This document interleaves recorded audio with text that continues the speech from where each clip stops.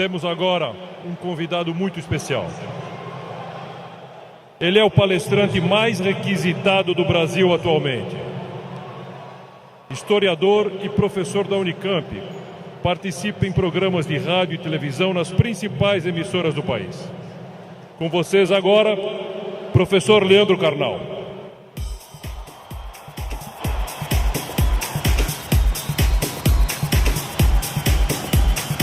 Boa tarde.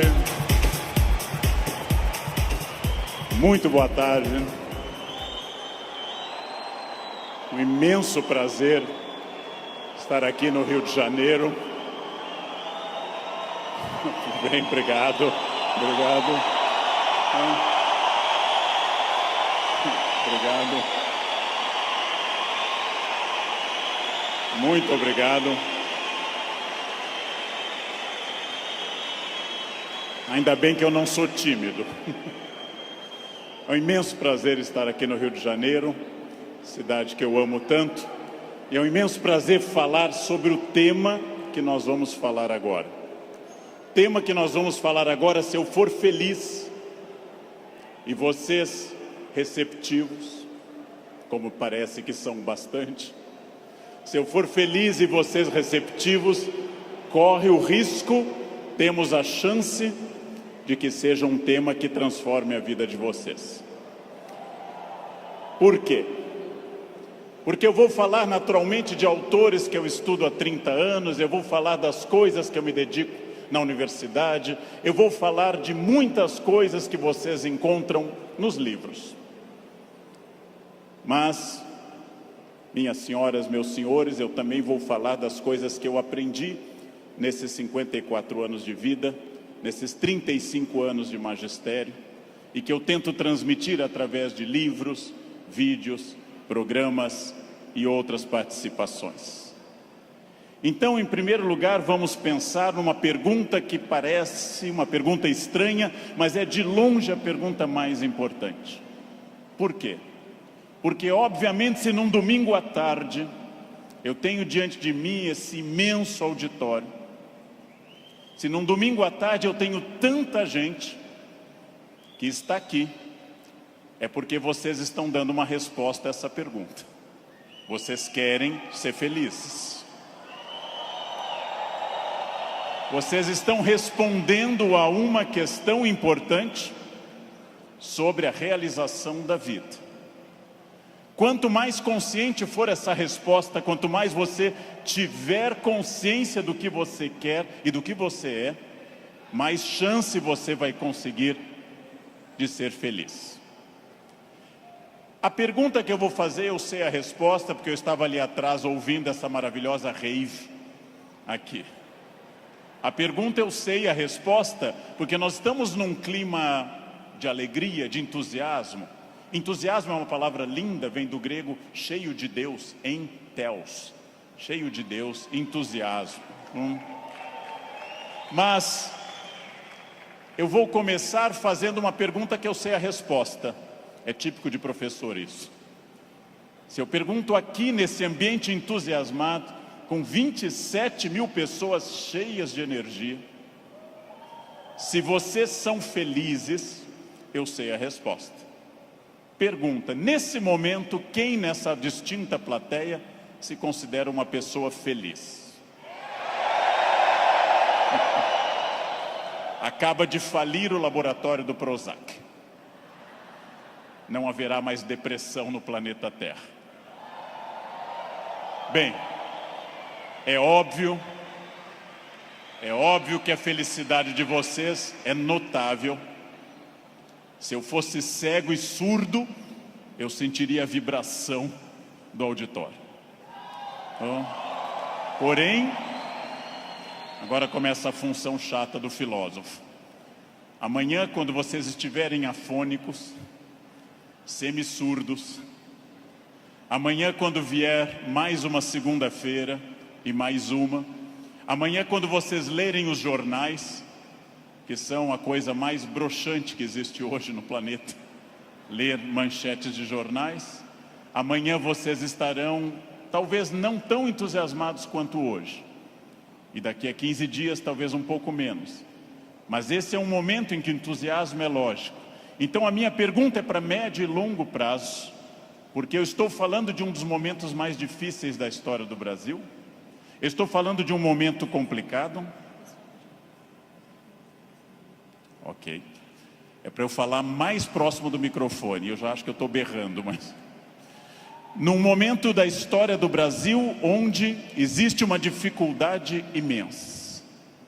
Eu não vou citar o nome dessas pessoas, porque dizem que o simples nome atrai energia negativa para o ambiente. Vamos chamá-los de Voldemort 1, Voldemort 2. Bem, muito difícil que eu consiga pensar, porque da mesma forma que nós temos um momento político difícil, nós temos um isolamento enorme neste país, e as pessoas quase todas estão fechadas sobre seus aparelhos, estão fechadas sobre aquilo que estão lendo e vendo, estão mais olhando suas telas do que outras pessoas. Há um individualismo enorme, crescente, há um individualismo que nos domina nesse momento, sem sombra de dúvida. E eu vou traduzir esse individualismo nessa piada. Um homem tenta advertir uma senhora que se encontra em rumo de colisão e grita o núcleo duro da mensagem, vaca, porque ele não tem tempo para elaborar uma frase, ele não tem tempo para dizer, cuidado, ó senhora, haverá um choque. Então ele grita apenas vaca, e ela que não olha para o rosto dele, e ela que não vê que o rosto dele é de preocupação e não de insulto, ela se vira e insinua que o casamento dele é uma sociedade aberta e não fechada. Bem,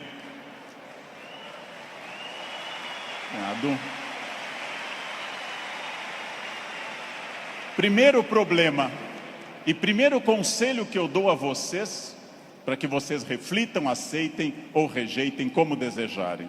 Primeiro conselho importante: olhem para o rosto das pessoas. Olhem para o rosto dos clientes. Olhem para o rosto de quem está comprando, porque o rosto humano é um livro poderoso que traduz tudo. O rosto humano lhe diz, eu estou adorando, eu estou detestando, eu estou entediado, eu estou entusiasmado. Comecem a olhar para o rosto, comecem a mandar menos emojis e emoticons pelo celular e comecem mais a olhar para o rosto humano que traduz tudo o que você precisa saber. Chego a sugerir ousadamente que vocês olhem para o rosto das pessoas da própria família, que conversem com maridos e mulheres. Olha a minha ousadia. Que olhem para essas pessoas. Que vocês passem a avaliar valores, emoções, sentimentos. Que vocês passem a pensar claramente em cada indivíduo único. Essa é uma das grandes chaves do sucesso. Eu tinha um erro, eu tinha um defeito como profissional. Há alguns anos eu entrava num grande evento como esse pensando o seguinte: acabei de chegar de Foz do Iguaçu, dei palestra lá, amanhã eu tenho que estar cedo em São Paulo, depois eu vou para a Bahia, depois eu tenho que voltar correndo da Bahia porque eu tenho aula na terça-feira de manhã cedo em Campinas, e eu vivia no compromisso seguinte, eu vivia no momento seguinte. Isso é um defeito. Vivam no momento que vocês estão. Ao entrarem para conversar com alguém, ao tentar uma venda, ao ler um livro, ao namorar, ao conversar com seu filho, ao fazer qualquer coisa importante na sua vida, entre inteiramente naquilo. Não fique pensando o que vem depois.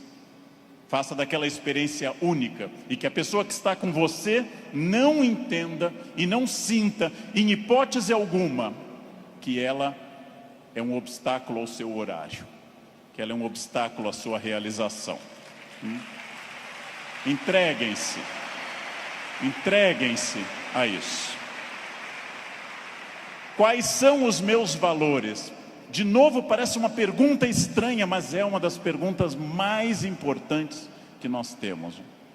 Qual é o seu valor? Qual é o seu valor principal? Qual o seu valor auxiliar? Que faz você se emocionar O que move seu coração, o que impulsiona seu despertar? Quais as ideias que você tem mais fortes pela manhã? Em que você dorme pensando em quem? Estes são seus valores. Decidiu que seus valores são família, dinheiro, um equilíbrio entre os dois? Decidiu que seus valores são viagens, família, dinheiro, um equilíbrio entre os três? Perfeito. Definido o valor, procure este valor obsessivamente, sem cessar em nenhum momento. Há mais de 40 anos, quando eu estava estudando línguas inclusive, eu ouvi várias pessoas dizendo sempre que era muito esforço. Quando eu fiz a faculdade, evitei excesso de festas, evitei maconha, o que num curso de humanas na USP é um isolamento muito grande. Não pegava ninguém, evitei coisas, foquei no que eu queria. Eu estou aqui para estudar, eu estou aqui para estudar muito. Depois continuei estudando e fiz mestrado e doutorado, fui morar fora, aprendi línguas e sempre mirando no meu valor. Meu valor é ser um profissional de excelência, e não apenas excelência média, de grande excelência. Então, eu mirei desde o início, gente. Eu mirei na ideia que eu quero ser Alexandre o Grande, não Alexandre o Médio, nem o Pequeno. Não quero ser médio, não quero ser a pessoa legalzinha. Por incrível que pareça, e até vaidoso que possa parecer a vocês, mas isso foi um lema de vida. Desde muito cedo eu disse: eu quero ser, se não o melhor, um dos melhores professores do Brasil.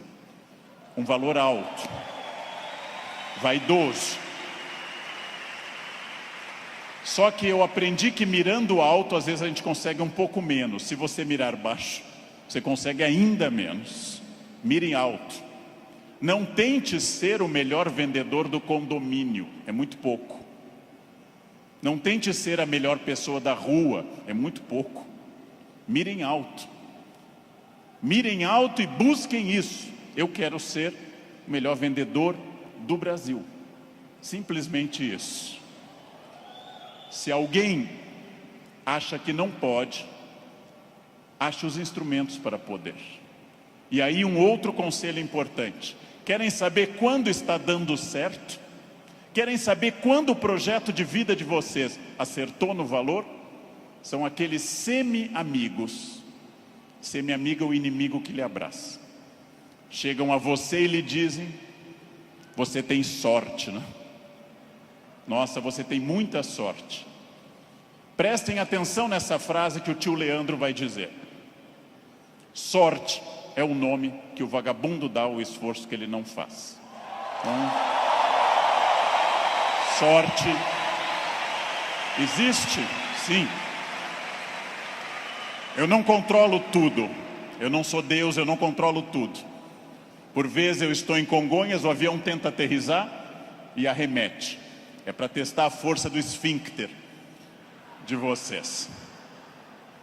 Eu não controlo tudo, mas aquilo que eu controlo, e é bastante, eu sou sócio majoritário da minha existência, e para isso eu preciso de equilíbrio.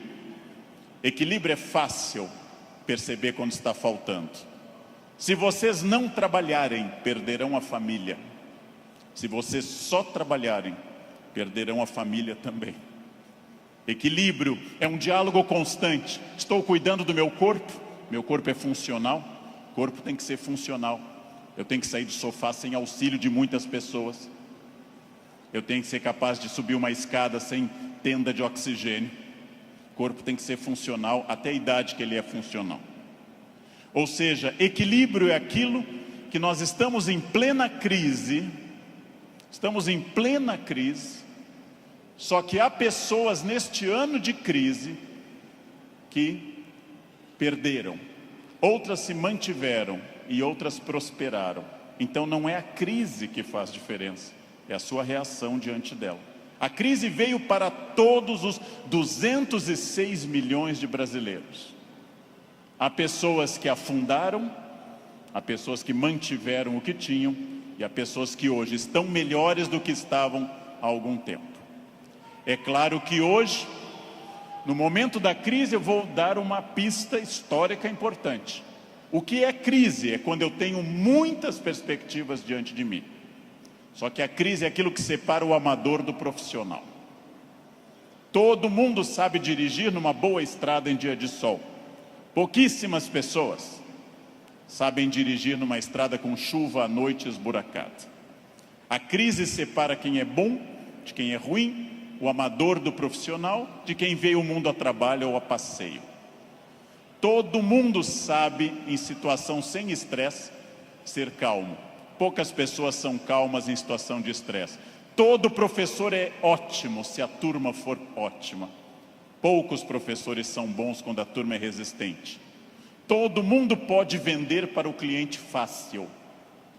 Pouca gente pode vender para o cliente difícil. É o cliente difícil que separa o amador do profissional. O outro não precisa. Importante. Crises passam sempre, sem exceção. Toda crise passa. E aqui já vem a pergunta: onde você quer estar quando essa crise passar? Com quem? Onde você quer estar quando essa crise passar? Eu quero fazer muitas perguntas importantes para nós. Vamos agora testar uma questão importante. Quase todo mundo no Brasil está pessimista. Há um pessimismo dominante. Ótimo. Mais fácil ainda de trabalhar. Por quê? Vamos testar a idade de vocês. Quem lembra dessa personagem provavelmente tem curso de datilografia. Quem lembra dessa personagem fez prova com um mimeógrafo. Provavelmente teve Orkut. Quem lembra dessa personagem é uma pessoa experiente. Essa hiena, um desenho animado da década de 60 e 70, a hiena Hard ficava dizendo: ó vida, ó céus, ó azar. Ela era pessimista. Porém, tudo que a hiena dizia que podia dar errado, dava. Ela era pessimista, mas ela acertava. Por isso que eu quero dizer a vocês que o pessimismo pode ter alguns valores. Ele nos dá uma amostra dos riscos. É importante ter um pessimista na equipe, mas no máximo um, apenas um, que é o que uma equipe tolera. Quando alguém chega e diz: nós vamos dobrar o capital, dobrar o número de clientes, nós estaremos em mais 30 países até o ano que vem, o pessimista diz: calma, não é tão fácil. Pessimista é importante para levantar problemas, mas agora eu vou mostrar uma imagem daquilo que eu acredito. No barco está a hiena pessimista dizendo: lógico, o continente está longe, a desidratação é certa, há tubarões, essa vela é ridícula, esse remo não vai levar a nada. Ele tem razão, a hiena tem razão. Mas observem uma coisa: o pessimista faz um bom quadro dos problemas, mas não está fazendo, para dizer uma coisa elegante para uma plateia distinta, não está fazendo sêmen algum para mudar isso. Não dá para ser mais direto que isso à tarde, não é? Bem,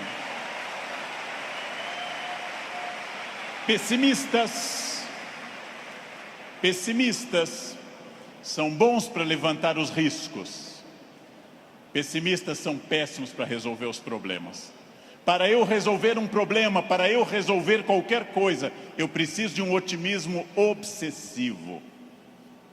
Se eu não for otimista, gente, eu jamais teria casado. As estatísticas me contrariam. Casamento é submarino, pode flutuar, mas foi feito para afundar. Foi feito para afundar. Se eu não fosse tomado de um otimismo obsessivo e doentio, eu não teria filhos, porque é um investimento de retorno muito ruim. Filhos nunca amortizam o que você investe neles. Com filhos você nunca chega ao topo.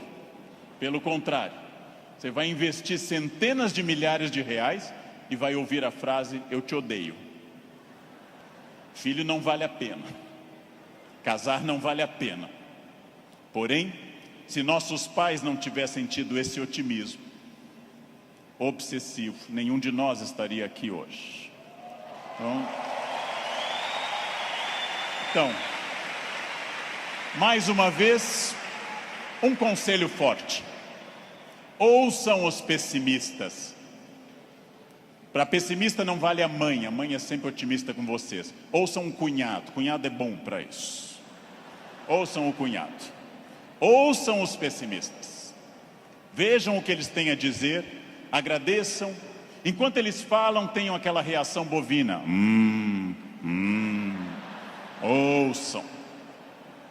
Depois agradeçam e comecem a trabalhar com otimismo total. É só assim que se cresce. É só assim que se consegue alguma coisa. Eu não sei quem governará o Brasil no ano que vem. Pela tradição republicana, o pior possível, mas ainda não escolhemos. Eu não sei, aliás, nem quem governará o Brasil no fim deste ano.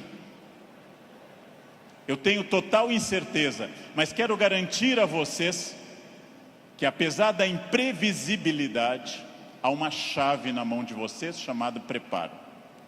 Quem daqui ler mais livros sobre técnicas boas de venda, estudar mais psicologia de vendas, quem tiver mais método, quem for mais otimista, quem for mais metódico, não sabe o que vai enfrentar, mas estará melhor do que quem não fizer isso. Não sei onde estaremos, gente. Não sei onde estaremos.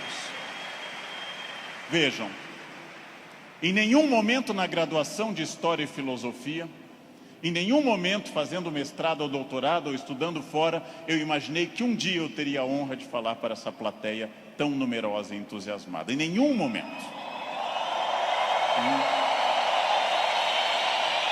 Jamais. E não obstante, ter estudado me trouxe até aqui. Ou seja, essa é a chave.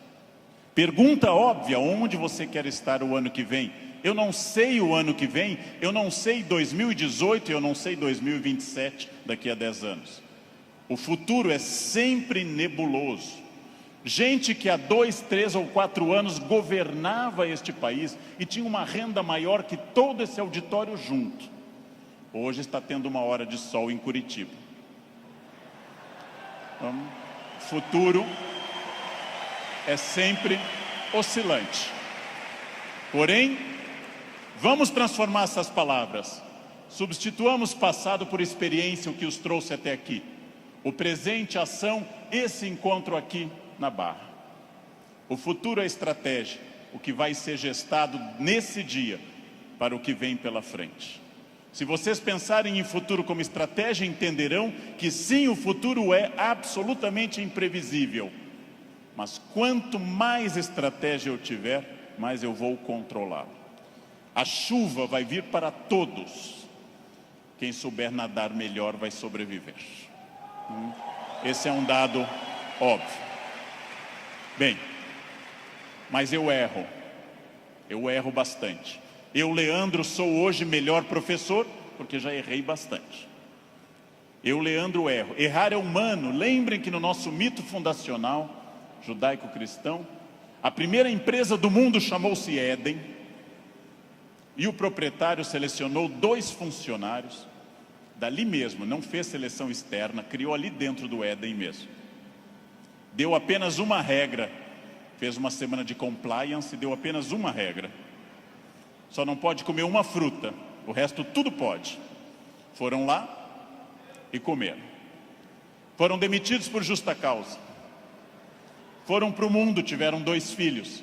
Um matou o outro, Caim matou Abel. Primeira família do mundo, a mais próxima de Deus. 2 infratores, um assassino e um cadáver. Essa é a primeira família do mundo.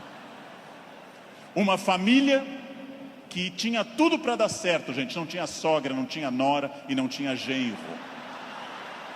Uma família perfeita. E deu errado.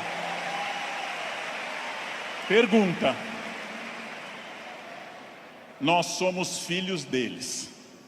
Errar é humano. Significa que todos que estão aqui, com exceção dos mentirosos, já erraram. Só os mentirosos nunca erraram, porque são mentirosos e dizem que nunca erraram. Faz uma coisa que eu treino há mais de 50 anos diariamente. Eu treino andar. Faz mais de 50 anos que eu treino diariamente e eu tropeço. Erro é um recado. Erro é um recado enviado para dizer que você pode mudar de estratégia, tem que aprender, tem que ter cuidado. Erro é fundamental. Errou, não conseguiu, não atingiu meta, falhou, ótimo. Se você aprender, você será melhor. Senão será só um chorão. Aprenda. Aprenda com o erro, gente. Aprenda com o erro. Erro lhe tira da zona de conforto. O que é a zona de conforto? É aquilo que me deixa satisfeito, feliz. Zona de conforto é aquilo que estraga o meu desafio. Ostra feliz, diz Rubem Alves, ostra feliz não desenvolve pérola. A pérola é a resposta da ostra a isso. Por que a ostra faz uma pérola? Porque um grão de areia a incomoda e ela reveste com madrepérola. Sem isso a ostra não produziria pérola. Zona de conforto é aquilo que lhe deixa repetindo. Eu caso, e caso como todo mundo com entusiasmo, querendo cuidar muito, fazendo muito afago e afeto, e vou ficando mais confortável no casamento, passo a ficar mais tempo no sofá, passo a usar moletom, passo a beijar minha esposa na testa, sinal claro de declínio erótico. Passo a chamar minha esposa de mãe, que é para não ter nada sexual mais, porque com a mãe ninguém tem nada. Perco a atenção na roupa de baixo, e ela, ao invés daquelas lingeries lindas, de seda e renda, vermelha e preta, passa a usar bege, de algodão, lavadas com sabonete no box, dia após dia. E assim os dias vão se sucedendo, e finalmente chegamos ao ponto mais baixo da relação. Os dois passam a usar croque. Acabou. Acabou, gente. Não há sexo com croque, jamais. Bem, salvo se alguém aqui está de croque, é exceção do que eu estou dizendo. Fica muito bem em você. Fica muito bem. O que acontece com a zona de conforto? Eu passo a não querer fazer mais coisas certas nem com entusiasmo. Eu passo a achar que está bom estar no aquário lotado porque é conhecido. E eu não busco um aquário mais desafiador e maior. Tudo o que te agrada te engana. Tudo o que te seduz e te deixa confortável te conduz à mediocridade. Quanto mais você tiver desafios, mais você vai responder a esses desafios. Zona de conforto é muito curiosa, porque ela significa o fim da luta. Saiam da zona de conforto. Pensem seriamente que tudo está em mudança, tudo está envelhecendo, tudo está passando, tudo aquilo que não está se expandindo está encolhendo. Tudo aquilo que não está melhorando está piorando. Isso é a realidade do mundo. Se você não mudar o seu negócio, alguém mais jovem e mais dinâmico vai mudar. Nesse momento, alguém está tendo uma ideia de vendas melhor que a sua. Isto significa que quem se dedica a ser um profissional precisa permanentemente levar em conta essa frase: mudar é difícil, me ensinaram os norte-americanos. Mudar é difícil, não mudar é fatal. Mudar é difícil, não mudar é fatal. Isso é fundamental, gente. Tem duas opções: enfrentar a mudança, enfrentar o desafio e pensar: esse ano eu consegui isso, que bom, e agora? Ah, mas eu já falo inglês. Ótimo. Qual o passo seguinte? Eu já consegui a minha casa, perfeito. Era esse o seu objetivo material? Qual é o passo seguinte nos outros objetivos? Não mudar é fatal. Protagonismo é quando eu entendo que a minha vida não mudou por causa dos astros. Não mudou porque Mercúrio estava retrógrado. Não mudou porque Saturno está sob meu signo. Mudou porque eu agi. Mudou porque eu fiz alguma coisa. Protagonismo é isso. Não é fácil tomar essa decisão. Não é fácil olhar além do horizonte e perder essa ação reativa de quem simplesmente acha está faltando isso, está faltando aquilo. Não é fácil. Não é fácil essa transformação. A visão além do horizonte pressupõe racionalidade, pressupõe previsão. E eu venho de um país que eu amo tanto, este Brasil, apaixonadamente, um país que não gosta de ser estratégico. Todos os dias eu pego avião, gente, todos os dias, como hoje de manhã, como agora à tarde. Todos os dias eu enfrento raios-x e pessoas que passam, aí tem o celular no bolso e voltam. E eu atrás dessa pessoa envelhecendo. E a pessoa passa de novo, as moedas e volta. A botinha cafona com taxinhas, volta. Depois de 10 vezes a pessoa passa, sem nenhuma estratégia. Chega à porta do Finger, a funcionária pede o documento e começa a procurar na bolsa ou na mochila o documento. Naquele momento, o meu já está em ângulo para mostrar para o funcionário. Essa pessoa acha o documento, entra no avião, vai até a metade e aí olha o seu ticket, 2A, e começa a voltar, contrariando a piracema que está indo para o fundo do avião. Estratégia é a capacidade de se antecipar à necessidade.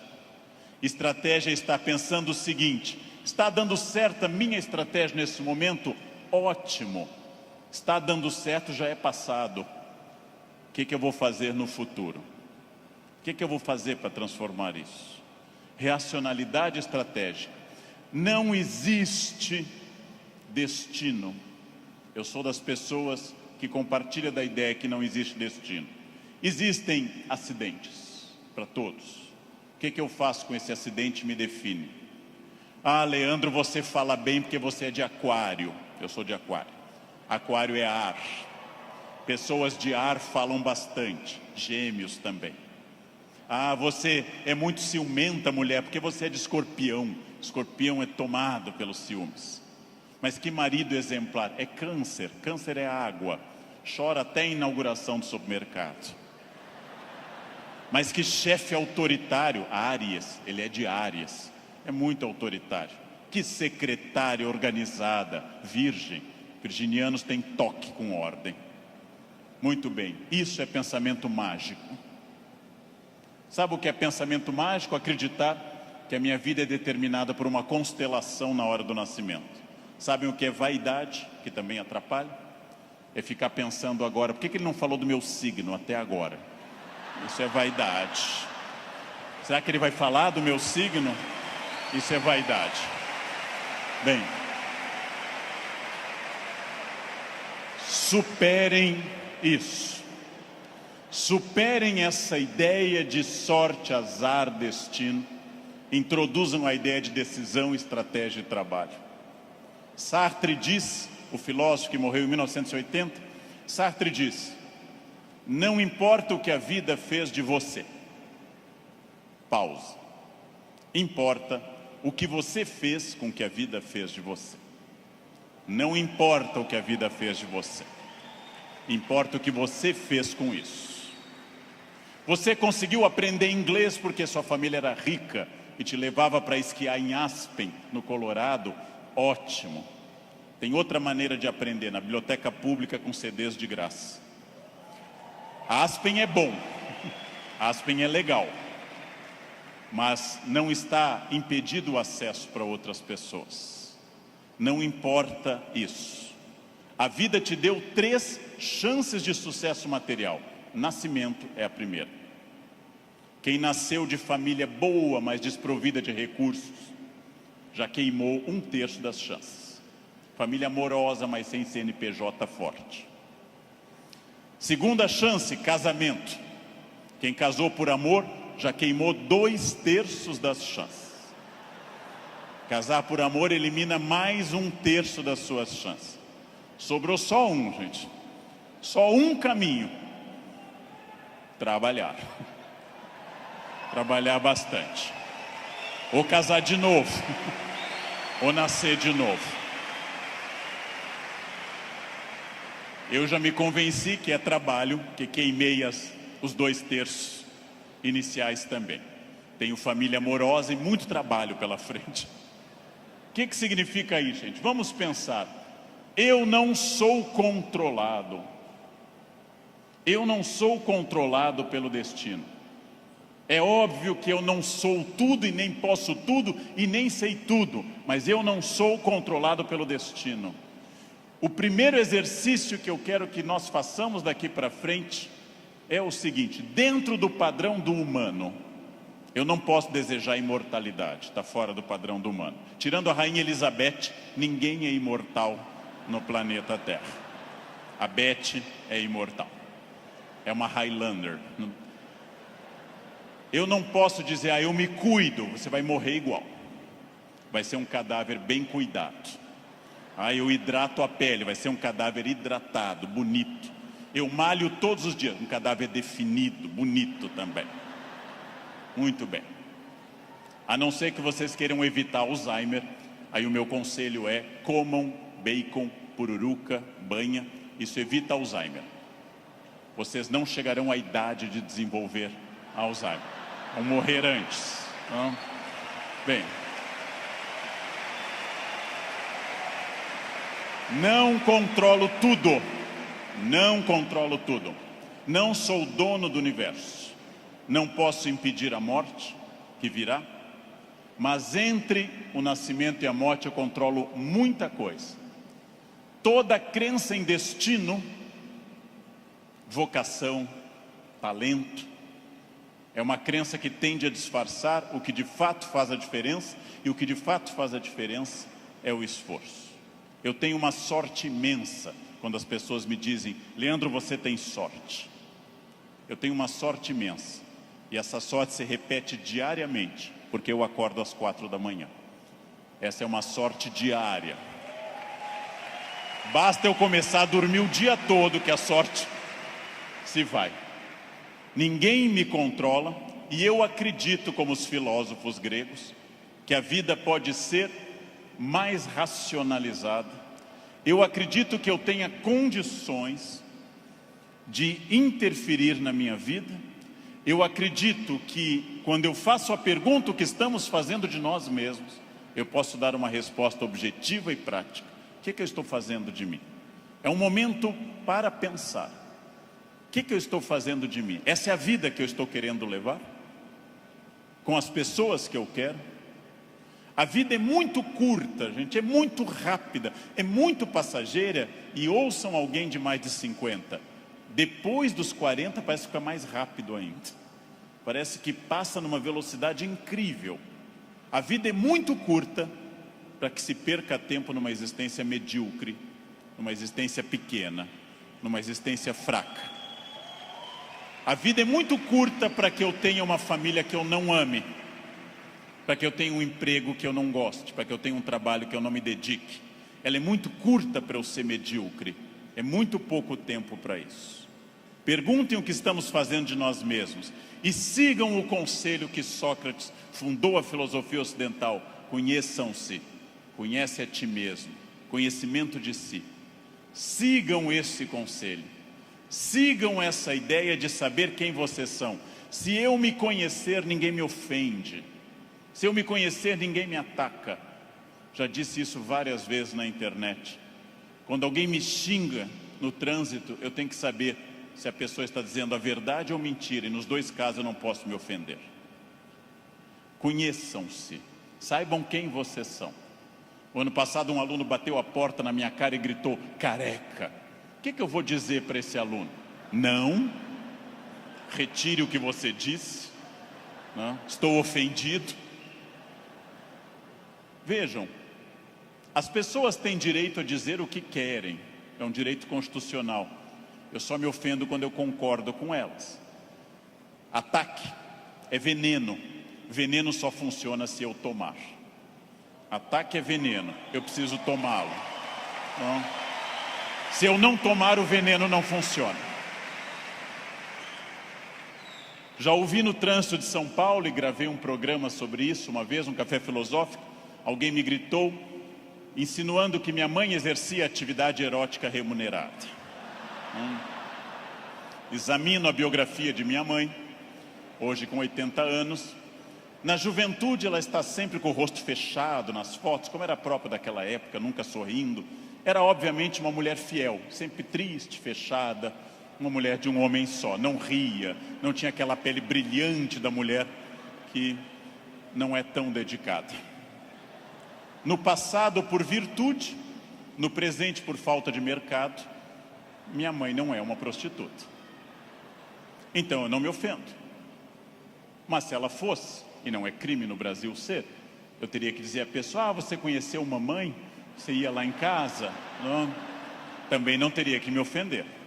Segundo xingamento mais comum e mais estranho, diz respeito à orientação sexual, que é mais estranho ainda, já que orientação sexual não é xingamento, mas é uma característica de cada pessoa. Alguém insinua que eu seja de uma orientação sexual específica. Eu observo e penso, tenho 54 anos, é uma idade boa para você já saber seus orifícios preferidos. É uma idade que, grosso modo, você já sabe mais ou menos o que você gosta. E não haveria problema nenhum em gostar de outra coisa. Então eu digo, você está enganado. Seguindo o velho conselho do Rio Grande do Sul, onde eu nasci, por onde sai o feijão, não entra mandioca. Bem, mas e se fosse? E se fosse, sem problema algum, eu diria a essa pessoa também, você me conhece? Eu não lembro do seu rosto, mas eu olho sempre o travesseiro, quer dizer, eu não vejo, estou sempre na fronha, eu não lembro bem do seu rosto. Sem problema também. Quando alguém lhe xinga de velha, de feio, de babaca, de filho de alguma coisa, quando alguém lhe xinga até dizendo um time de futebol específico, que eu não vou repetir, resta você saber, a pessoa está certa ou errada. Se ela estiver certa, ela não está me ofendendo. Se ela estiver errada, está me ofendendo. A vida é muito curta para que eu perca tempo com babacas cheios de ódio. A vida é muito curta para isso. É muito curta. Evitem esse problema. Quem se conhece não se olha como Superman, e na verdade é o pateta. Quem se conhece sabe dos seus limites e explora esses limites ao máximo.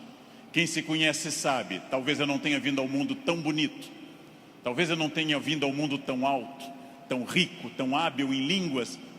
Eu posso fazer muito com isso, muito. Posso esticar esses limites ao máximo. É fundamental conhecer-se. Sempre, sem exceção, sem nunca perder de vista que consciência é a chave da transformação. Consciência é a chave de todas as transformações. Respostas claras, objetivas para a pergunta que eu fiz no início. O que eu quero? Onde isso vai me levar? Quem sou eu? Isso me torna ou não feliz? Consciência.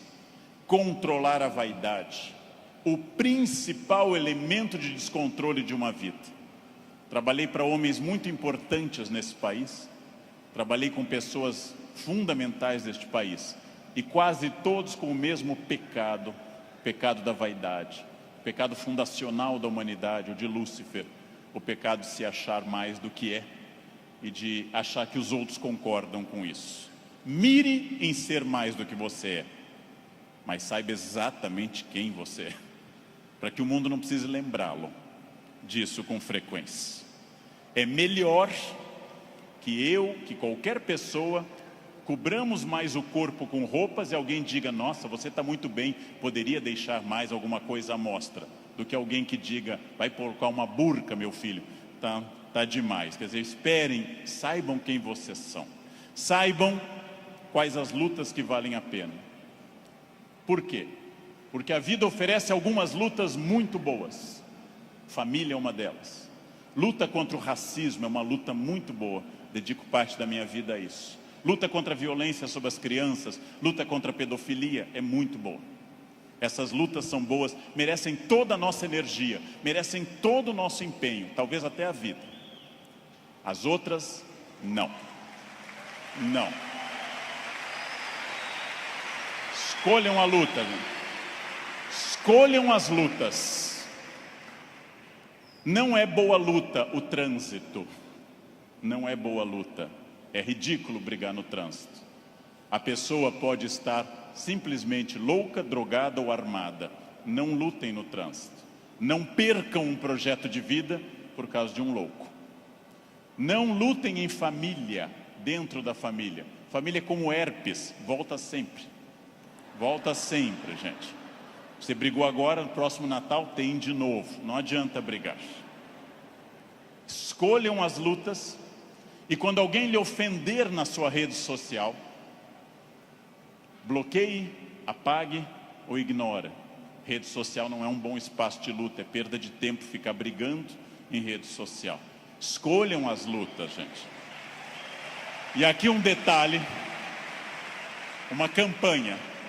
Falando no Brasil inteiro, eu estou lançando uma campanha, gente. Pelo amor de Deus, parem de dar bom dia em grupo de WhatsApp. É a minha campanha. É minha campanha. Se alguém der bom dia, apaguem simplesmente e pronto. Pronto, falei. Escolham as lutas. O mundo inteiro hoje está centrado em duas coisas: parecer, através de redes sociais, e ter. Ter é bom, se representar que eu vou melhorar com isso. Ter para ser, ter para parecer é ruim. É bom eu ter conforto, é bom eu ter algumas coisas materiais, desde que eu saiba que elas servem à minha felicidade, e não eu sirvo as coisas. Ter e parecer não se confunde com ser. É uma palavra difícil, eu sei. É uma palavra complicada, essa tal de felicidade. Epicuro, filósofo, que eu adoro, dá uma norma muito clara. Viver não é um fardo. Não viver não é um mal. Logo, diz Epicuro que nós devemos honestamente morrer e honestamente viver. Como eu posso ter medo do que é inevitável? Viver é um desafio constante, diário, não é um fardo. Não posso acordar como um condenado, não é um fardo, é bom. E também honestamente aceitar essas coisas. Muito importante, contido nessa imagem de uma escultora norte-americana, Bobby Carlyle, que eu adoro. Essa estátua chama Self-Made Man.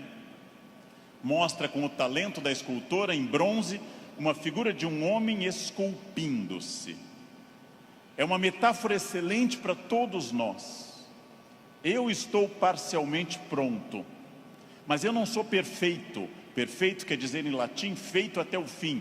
Perfectum, feito até o fim. Eu não sou perfeito.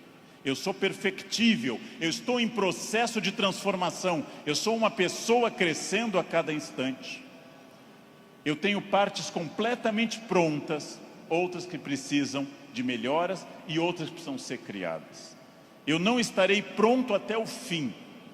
O jogo termina apenas no fim, construir-se. Qual é a parte que me falta? Qual é a parte que eu preciso melhorar? Qual é a parte que eu tenho que transformar?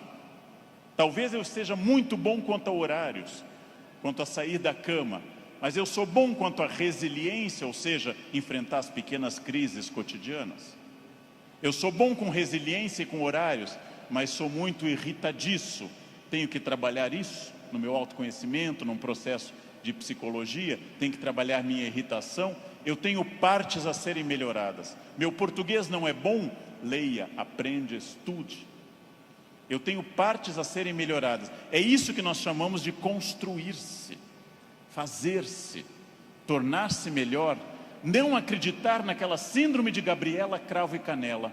Eu nasci assim, eu sou sempre assim. Gabriela, não existe isso.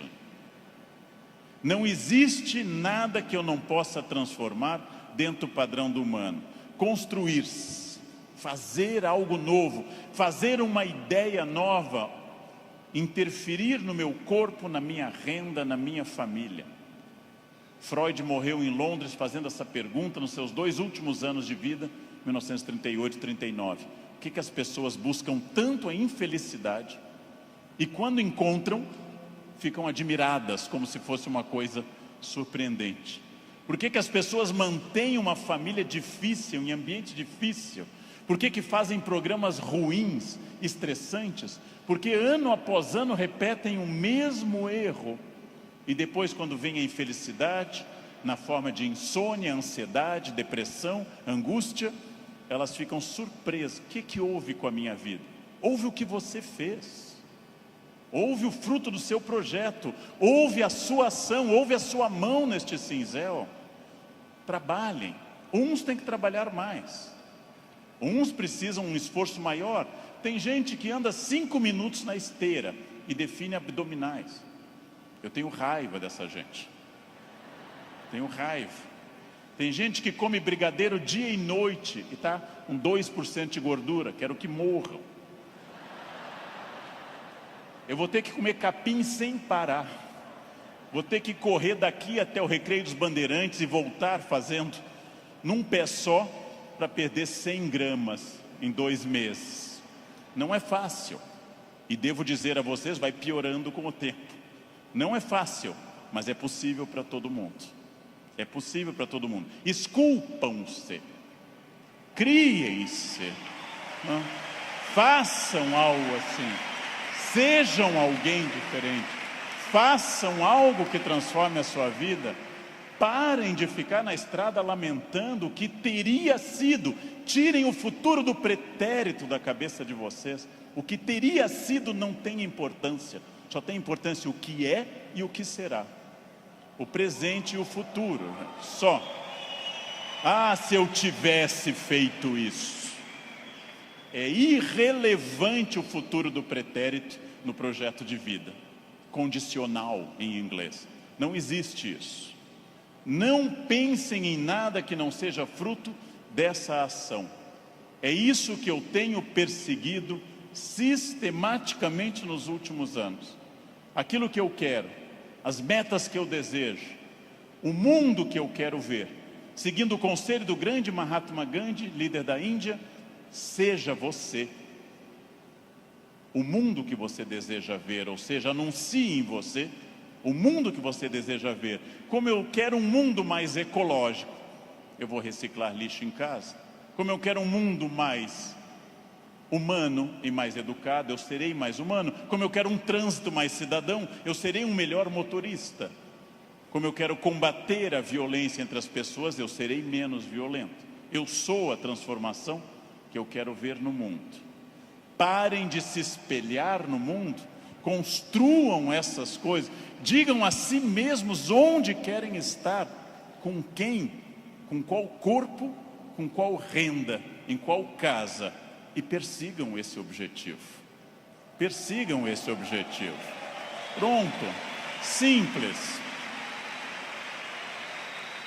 Num livro que eu acabei de ler, conta o autor que o grande pianista deu um concerto aqui no Rio, Arthur Moreira Lima, que eu admiro muito, tocou maravilhosamente Chopin, e ao final uma senhora simpática chegou e disse a Arthur Moreira Lima: nossa, eu daria minha vida para tocar como o senhor toca.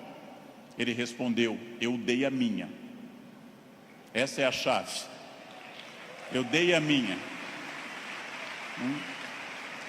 Eu dei a minha vida significa eu fiz todo o esforço para isso. De novo a pergunta com a qual eu iniciei essa fala. Você é feliz? Esse grupo respondeu com entusiasmo que era feliz. Perfeito. A gente sabe que talvez, uma ou outra pessoa aqui, 2 ou 3, talvez não sejam tão felizes, mas levantaram a mão porque ficava chato. Talvez. Mas a próxima pergunta é muito importante também. Se há algo que me incomoda, em qualquer campo, se há algo que me perturba, se há algo que me tira o sono, se há algo que eu poderia melhorar, se eu quero um outro modelo, o que pode ser feito a partir de hoje para mudar esses pontos complicados? Em janeiro eu me reuni com os meus alunos E um deles me disse: depois do carnaval eu vou estudar francês. E eu disse: você vai desfilar? Você é destaque em alguma escola?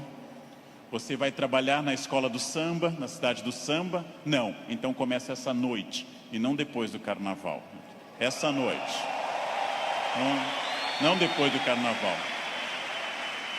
Segunda-feira eu vou perder peso. Não. Hoje. Vão a pé para casa. Começa hoje. Eu preciso ir até São Paulo a pé essa semana. Vocês não podem pensar nisso para depois. Eu tenho um assistente que, vendo tudo que eu faço para o Natal em família, eu gosto muito da festa de Natal, sou um fascinado pelo Natal, adoro festa de Natal. Ele disse: nossa, como eu gostaria que o Natal fosse assim lá em casa. E eu perguntei: e o que você acha que acontece para ser assim na minha casa? Anjos descem dia 24 e trazem a ceia e as atrações prontas, ou você me vê desde outubro no telefone indo atrás disso? O Natal será o que você quiser que ele seja. Será o que você quiser que ele seja. Se o seu Natal é depressivo, se o seu Natal é aquele que toca Jingle Bells e você chora, se o seu Natal é depressivo, é uma escolha sua, respeitável. Você gosta de Natal assim. Se o seu Natal é alegre, é uma escolha sua. Isto vale para tudo que vocês decidirem. O que pode ser feito para mudar os pontos complicados? Onde eu posso transformar quem eu quero ser daqui para frente? Eu digo isso sabendo que é fácil dizer e é complicado fazer. E o que eu ganho se eu for estratégico, consciente? O que eu ganho se eu tiver autoconhecimento? Estou recapitulando o que eu falei. E o que eu ganho se eu fizer as perguntas certas e me esforçar para atingir esse objetivo? A resposta disso é óbvia, é a vida plena. O que é uma vida plena? É a vida que eu controlo de acordo com a minha felicidade. Pessoas não plenas são aquelas que dizem que são levadas. Não dei sorte. Tentei, mas foi assim. Minha família não é uma família de sucesso. Eu tentei, mas não era o que eu queria. Não, você não tentou suficientemente. Acontece que, para conduzir a uma conclusão, tem uma coisa terrível. O fracasso é uma das coisas mais confortáveis que a espécie humana inventou. O fracasso é agradável, me tira toda a responsabilidade. Não dei certo, fui à falência, adquiri um vício, eu bebo até cair. O fracasso é super confortável, porque ele me faz parar de lutar. No momento que eu paro de lutar, eu me sinto tranquilo. O fracasso é um quarto confortável, o sucesso é um quarto desafiador. O fracasso é uma coisa que agrada a maioria das pessoas, por incrível que pareça. Por isso tanta gente gosta do fracasso. Por isso tanta gente fica no fracasso. Por isso que tanta gente leva um casamento ruim 30 anos. Fica num emprego ruim 30 anos. Não faz uma coisa certa uma década inteira e pensando, não deu. Porque isso é confortável. É confortável. E aí volto à pergunta que eu fiz aos senhores desde o início. Volto a essa pergunta fundamental. De fato, o que eu quero? Quem eu sou? Onde eu quero chegar? Com quem eu quero chegar? Quais são meus objetivos? Se eu tiver consciência profunda, eu transformo por completo. Então, a primeira pergunta vocês já deram a resposta. E deram a resposta antes de ouvir o que eu tinha para falar. Todos aqui são felizes. Ótimo. Perfeito. A segunda pergunta é mais complicada. É a pergunta para deixar para vocês pensando nessa linda tarde de domingo. Quem daqui quer, nos próximos 10, 20 ou 30 anos, quem daqui quer continuar sendo feliz, com êxito e feliz? Bem, melhor ainda, eu também. Melhor ainda, agora vai começar o primeiro dia do resto da vida de vocês. Agora começa a parte mais importante. Esqueçam o que passou. Esqueçam o passado. Esqueçam tudo que veio até aqui. Reinvente-se. Reconstrua. Faça dessa vida um espaço completamente diferente. Fácil. Sua vida vai continuar sendo muito feliz. Não se acostume ao fracasso. Acostume-se à felicidade. Desafiem-se. Sejam melhores. A vida só vale a pena se ela for intensamente vivida, intensamente aproveitada dentro desses objetivos. Por que que eu sei isso? Porque é o que eu faço aqui hoje, inclusive. Então, muito obrigado pela atenção de vocês. Muito obrigado. Obrigado. Muito obrigado.